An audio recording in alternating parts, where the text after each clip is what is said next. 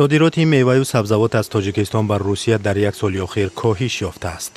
این نکته را اشتراکداران انجمن دوم شرطنامه‌بندی در شهر گلستان ولایت سوغد بیان داشتند. قسم زیادی میوه و سبزیجات تاجیکستان بر روسیه توسط کشورهای سوم به نوبت اول قرقیزستان و قزاقستان صادر می شود. در سال گذشته صادرات میوه و سبزیجات از قرقیزستان به روسیه نظر به سال قبل 38 بار زیاد شد، ولی ما می‌دانیم که قسم بیشتری این مال از تاجیکستان است.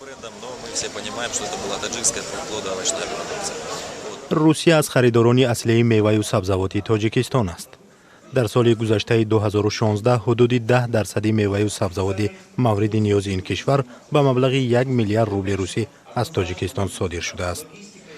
بنا به اطلاع اداره کشاورزی سوغد، در سال گذشته بر روسیه از تاجیکستان رسما 84,000 تن سبزیجات و 48,000 تن میوه و نظر به سال 2015 میوه 17,000 تن و سبزیجات 4,000 تن کم صادر کرده شده است.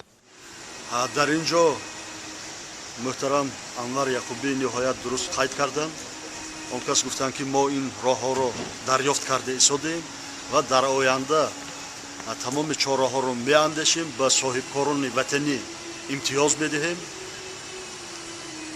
و آنها به ممنوعیت از جمهوری صادر کنند محصولات خود را. انجمن شرطنامه‌بندی سال دوم است که در گلستان برگزار می‌گردد. یک هدف آن برطرف کردن مشکلات صادرات میوه و سبزیجات تاجیکستان بر روسیه عنوان می‌شود. سال می فرم بود. بله. چه که در اینجا میگن عملی نمیشه. عملی کنه.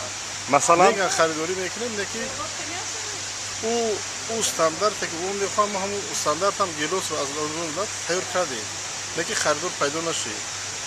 ما مجبور شدیم خودمون صاحبکاری خور کردی امیر به رسیه بری.